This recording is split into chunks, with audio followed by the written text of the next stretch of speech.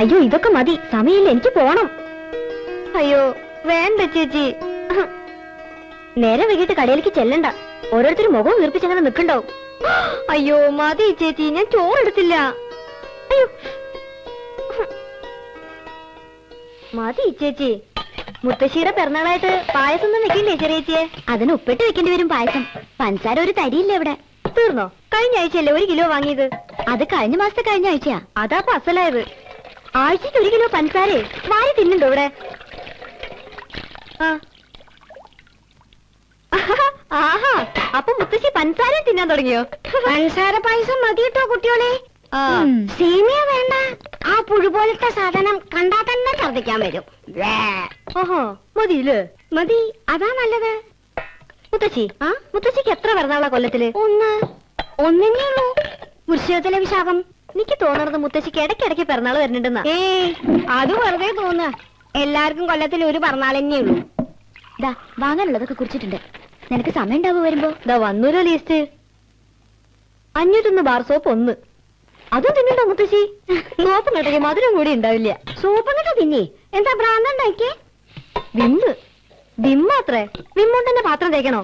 നല്ല അസല് വെണ്ണീരിട്ട് തുറച്ചാ പോരെ പാത്രങ്ങള്? പളപളാന്ന് മിന്നില്ലേ? വെണ്ണീരിനിപ്പോ വിമ്മിനെക്കാളും വിലയാ. മംഗളം വരിക 1. ഔ 1 മതി, സമാധാനം. കയ്യിന്ന് രാപ്പാടി തീർന്നതല്ലേ ചെറിയേച്ചി? പിന്നെ ഏതാ പുതിയ നോവല്? മതി മതി, ഇതും കൂടി കഴിച്ചിട്ട് പോ. വെറുതെ ഇരിക്കുമ്പോ വായിക്കാൻ അവൾക്കൊരു പുസ്തകം വാങ്ങിച്ചു കൊടുത്താ എന്താ? സമയായി, ഞാൻ പോവാ മുത്തശ്ശി. ചേച്ചിക്കൊന്നും വേണ്ടേ ചെറിയേച്ചി?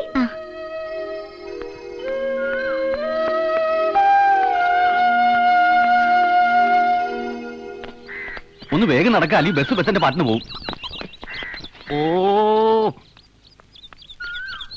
കാര്യമായിട്ട് സ്ഥലത്തേക്ക് പുറപ്പെടുമ്പോഴാ അതങ്ങോട്ട് പൊക്കോട്ടെ. അച്ഛനെന്താ? അഞ്ജലി അല്ലേ അത്? അതുകൊണ്ട് തന്നെ പൊക്കോട്ടെ എന്ന് പറഞ്ഞേ. അഞ്ജലി, എനിക്ക് മേഴ്സി കോളേജിൽ കിട്ടിട്ടോ ഹിസ്റ്ററിക്ക്. ഞാൻ അറിഞ്ഞു, സുമ പറഞ്ഞു. ഹോസ്റ്റലിൽ ചേർന്നുല്ലേ? പോണ വഴിയാ.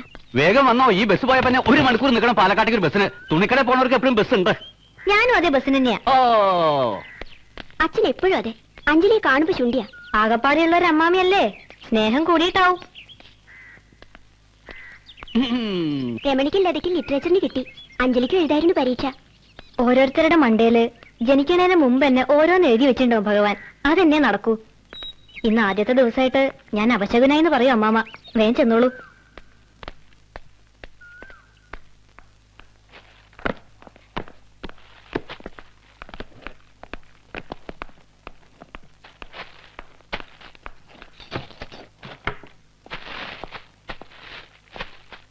അഞ്ജലി ഇന്നലെ പോയ ഉടനെ ഏട്ടൻ വന്നിരുന്നു.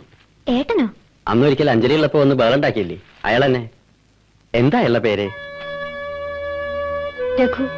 രഘു. ഇയാളുടെ ശമ്പളത്തിന് 500 രൂപ വേണമെന്ന് പറഞ്ഞായിരുന്നു ബഹളം. നല്ലോണം കള്ളുണ്ടായിരുന്ന അകത്ത്.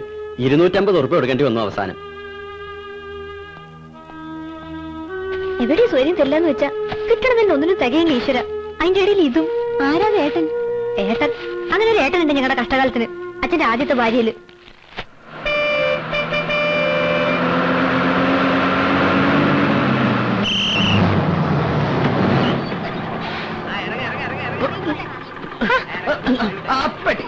ചേട്ടാ കാലൊന്ന് മാറ്റി. കാലൊന്ന് മാറ്റാൻ കയ്യുമേലേക്ക് തലയൊന്ന് മാറ്റാൻ പറഞ്ഞല്ലോ. പെട്ടിയെടുക്കട്ടേട്ടാ. കാലൊന്ന് ഒന്നിറങ്ങി വാ. ഇറങ്ങാണ്. ഒന്ന് ഇറങ്ങട്ടെ. ഞാനും ഇറങ്ങാണ്. വേഗം ആവട്ടെ. അല്ല എന്റെ ബാക്കി 1 റുപ്യ അല്ലേ എന്റെ ബാക്കി. ചേട്ടാ ഒരു കാര്യം ചെയ്യ്, 5 റുപ്യ പിടി. 1 റുപ്യ കൂട്ടിക്ക് മാറ്റി കൊടുത്തേക്ക്.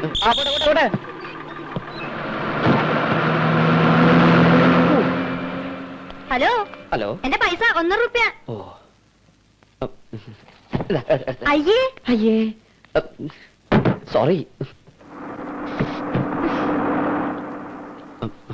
ചേഞ്ച് ഇല്ലല്ലോ. നമുക്ക് ആ കടയിൽ നിന്ന് മേടിക്കാം. ചേട്ടാ 5 റുപ്യക്ക് ചേഞ്ച് ഉണ്ടാവോ? ഉണ്ടാവില്ല. എന്തെങ്കിലും വാങ്ങിയാ ചില്ലറ കിട്ടും. എനിക്കൊന്നും വാങ്ങാനില്ല.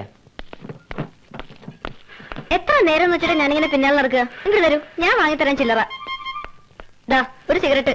സിഗരറ്റോ? സിഗരറ്റേ ഏതായാലും മതി.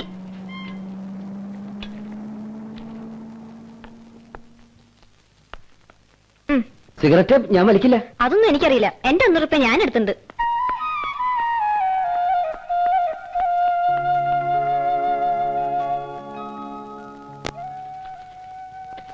അതെ, ഇത് വച്ചിട്ട് ഇതിന്റെ പൈസ തിരിച്ചു തരൂ. 5-10 പൈസ കുറഞ്ഞാലും കുഴപ്പമൊന്നുമില്ല.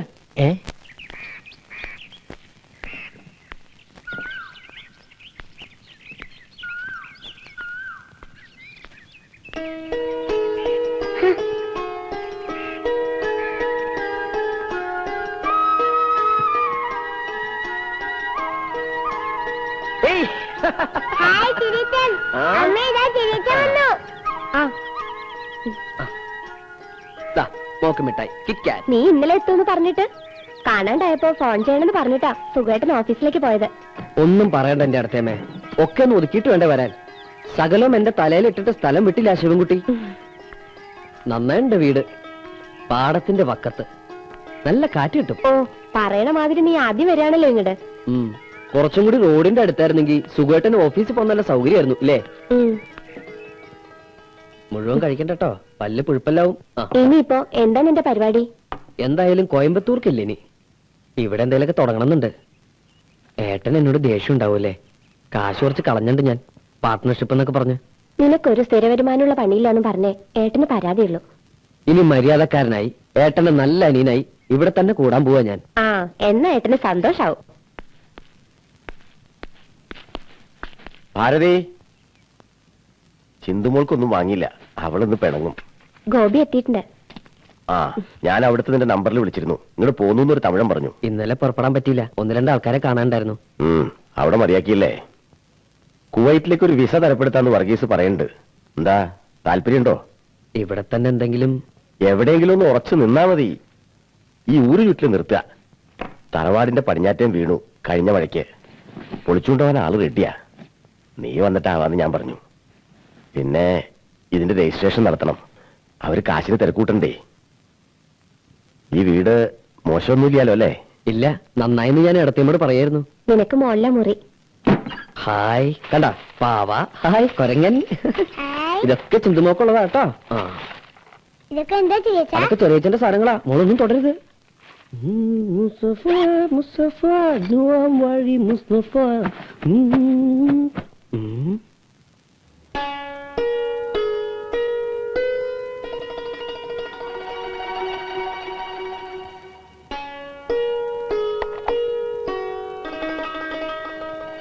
ഇതെന്താ ചേച്ചാ? അത് ബൈനാക്കുൾ. മോളെ അങ്ങ് തന്നെ.